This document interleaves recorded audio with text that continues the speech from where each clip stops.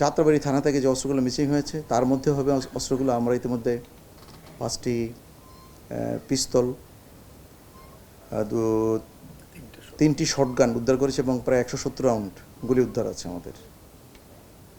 আমরা এক্ষেত্রে অভিযান অব্যাহত রেখেছি। আপনারা জানেন যে 3 তারিখের পর থেকে যত অস্ত্র পাবে সেগুলো অবৈধ। কেউ যদি জমা নাও দিয়ে থাকে লাইসেন্সকৃত অস্ত্র, সেটা কিন্তু অবৈধ ঘোষণা করা হয়েছে ইতিমধ্যে। তা আমরা অভিযান অব্যাহত রেখেছি এবং অনেকগুলো পরিত্যক্ত অস্ত্র আমরা উদ্ধার করেছি।